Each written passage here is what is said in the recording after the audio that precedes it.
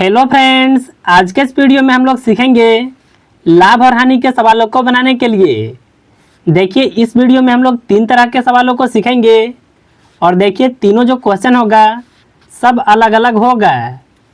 देखिए, पहला प्रश्न है 15 संतरे को बेचने पर 3 संतरों के क्रय मूल्य के बराबर लाभ होता है, तो लाभ प्रतिशत बताइए। देखिए, इसको आप बिल्कुल आसानी से बता सकते हैं। यहाँ पर क्या है, 15 संतरे को बेचने पर, यानी देखिए विक्रय मूल्य का बात कहा जा रहा है। तो सबसे पहले देखिए लिखेंगे विक्रय मूल्य। यहाँ पर देखिए 15 संतरे है ना, तो यहाँ पर सबसे पहले 15 को लिखेंगे और देखिए विक्रय मूल्य को सेलिंग प्राइस कहते हैं, यानी देखिए शॉर्टकट में एसपी लिख सकते हैं। आगे देखिए सवाल में है 3 संतरों के क्रय मूल्य के बराबर लाभ होता है, यानी लाभ कितना है, तो वह देखिए 3 संतरों के बराबर है ना, तो यहाँ पर देखिए 3 को लिखेंगे। लेकिन देखिए यहाँ पर क्रय मूल्य के बराबर होता है। क्रय मूल्य को देखिए कॉस्ट प्राइस कहते हैं। इसको देखिए आप शॉर्टकट में सीपी लिख सकते हैं।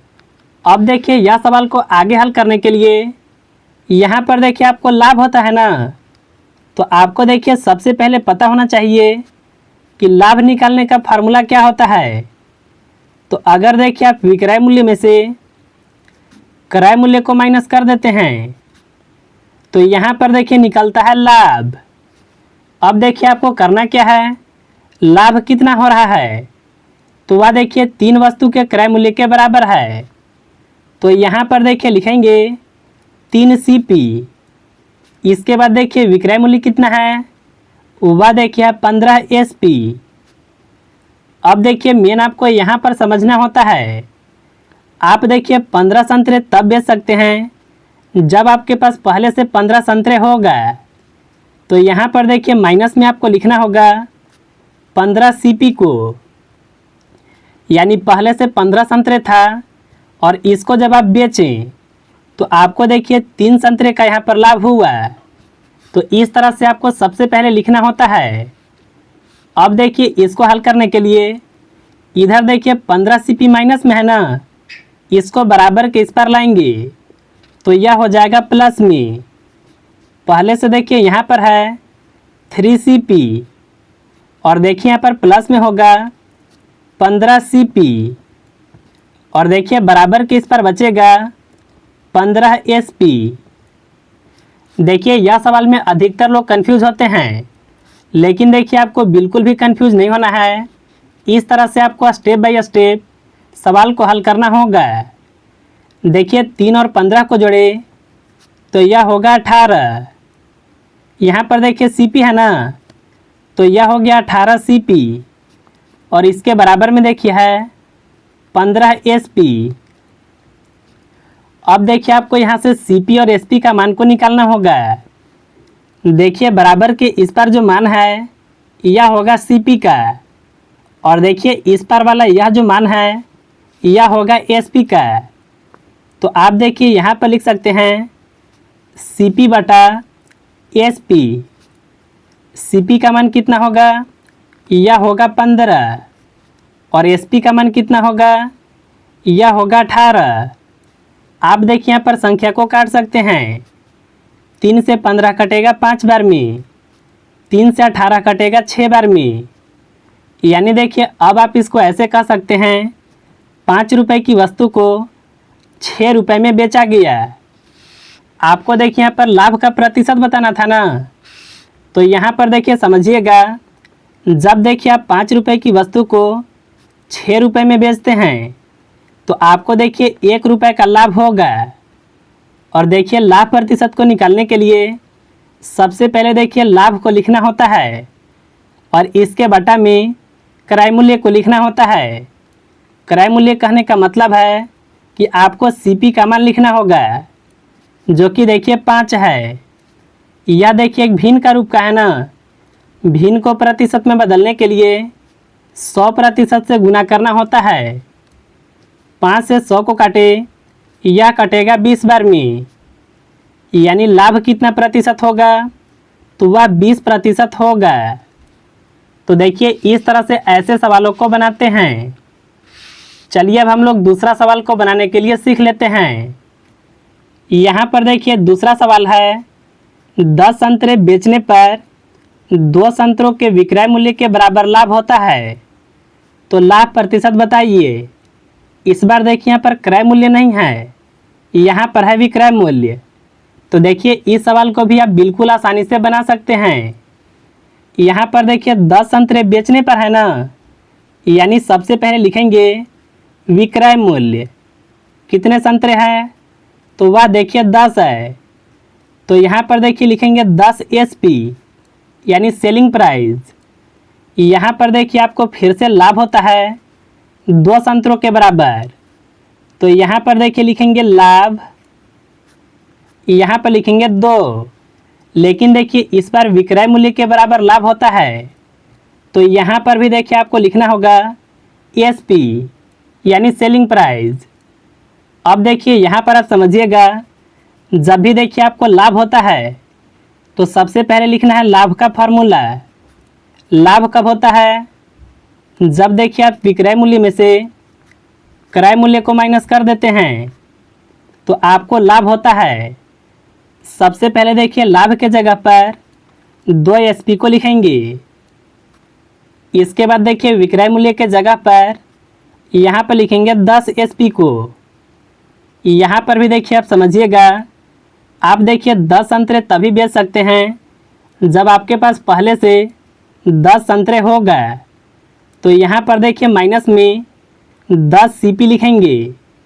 अब देखिए इसको हल करने के लिए आपको देखिए SP का मान एक तरफ करना है, तो देखिए इधर है या प्लस में, इसको बराबर के इस पर ले जाएंगे, और इधर देखिए CP है माइनस में, इसको बराबर के इस पर ले जाएंगे।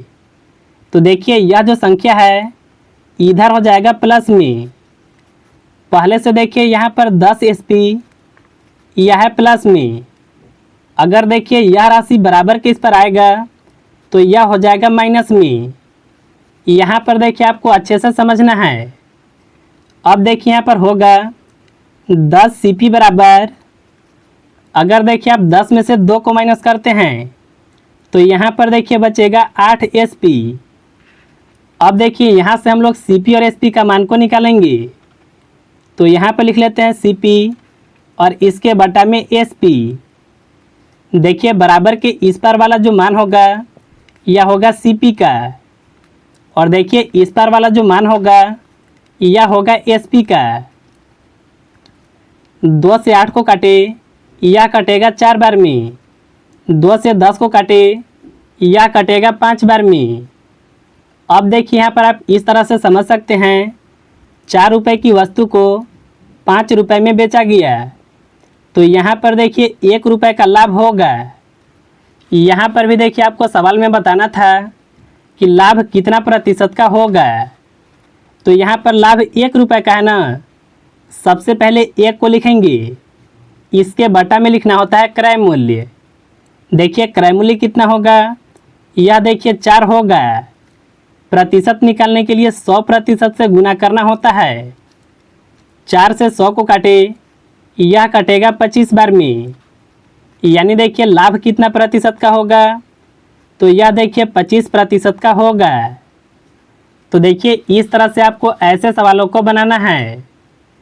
चलिए हम लोग एक सवाल को और भी बनाने के लिए सीख लेते हैं। यहाँ पर देखिए तीसरा प्रश्न है, 12 केले बेचने पर एक दुकानदार को 2 केले के क्रय मूल्य के बराबर हानि होती है, तो हानि प्रतिशत बताइए। देखिए इस बार आपको हानि का प्रतिशत बताना है, तो देखिए इसमें भी आपको करना क्या है, 12 केले बेचने पर है ना, तो सबसे पहले देखिए लिखेंगे विक्रय मूल्य। यहाँ पर देखिए 12 केले है, तो यहाँ पर लिखेंगे 12 SP। इसके बाद देखिए आगे क्या है, 2 केले के क्रय मूल्य के बराबर हानि होती है। यहाँ पर देखिए हानि है, तो यहाँ लिखेंगे हानि बराबर 2 है ना, तो सबसे पहले 2 को लिखेंगे, और इस बार देखिए क्रय मूल्य के बराबर है। क्रय मूल्य कहने का मतलब है CP। अब देखिए यह सवाल को आगे हल करने के लिए सबसे पहले लिखेंगे हानि। हानि निकालने का फार्मूला क्या होता है? तो आपको देखिए क्रय मूल्य में से विक्रय मूल्य को माइनस करना होता है। देखिए यह फार्मूला होता है हानि निकालने के लिए। हानि के जगह पर देखिए लिखेंगे 2CP को। इसके बाद देखिए लिखना है क्रय मूल्य। तो एक बात देखिए आप सबसे पहले समझिए, यहाँ पर विक्रय मूल्य के जगह पर क्या है? 12 SP है ना।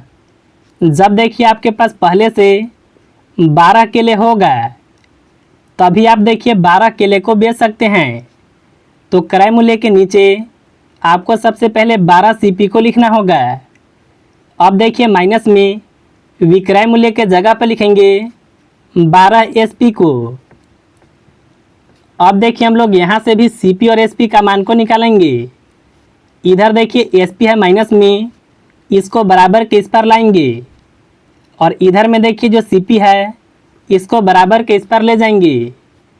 तो यहाँ पर देखिए बराबर के इस पर SP आएगा, तो यह देखिए हो जाएगा प्लस में। बराबर में देखिए पहले से यहाँ पर है 12 CP। देखिए यह राशि बराबर के इस पर आएगा तो यह हो जाएगा माइनस में। अब देखिए यहाँ पर हम लोग घटाएंगे। सबसे पहले देखिए लिखेंगे 12 SP। यहाँ पर देखिए घटाने पर बचेगा 10, यह होगा CP। अब देखिए यहाँ से हम लोग SP और CP का मान को निकालेंगे। तो यहाँ पर देखिए लिख लेते हैं CP बटा SP। देखिए बराबर के इस पर यह जो मान होगा यह होगा SP का, और देखिए इस पर वाला यह जो मान है यह होगा CP का। यानी देखिए CP का मान कितना होगा? यह 12 होगा, और SP का मान कितना होगा? यह देखिए 10 होगा। 2 से 12 कटेगा 6 बार में, 2 से 10 कटेगा 5 बार में। अब देखिए यहाँ पर आप ऐसे समझ सकते हैं, आपका देखिए 6 रुपये का कोई वस्तु है, उसको आप 5 रुपये में बेच रहे हैं। तो यहाँ पर देखिए आपको 1 रुपये का हानि होगा। और देखिए यह सवाल में आपको बताना था कि हानि कितना प्रतिशत होगा। देखिए हानि प्रतिशत निकालने के लिए जो हानि आया है इसको सबसे पहले लिखेंगे और इसके बटा में लिखना होता है क्रय मूल्य, जो कि देखिए 6 रुपये के बराबर है। इसको देखिए प्रतिशत निकालने के लिए आपको 100% से गुना करना होगा।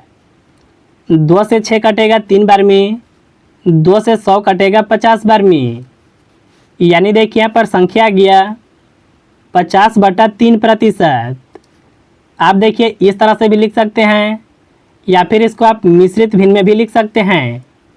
तो देखिए यह होगा 16.2/3%। यानी देखिए इतना प्रतिशत की हानि होगा। तो देखिए इस तरह से आपको लाभ और हानि के जो इस टाइप के सवाल होते हैं ऐसे आपको बनाना होगा। तो मुझे उम्मीद है कि आप बिल्कुल आसान तरीके से समझ गए होंगे।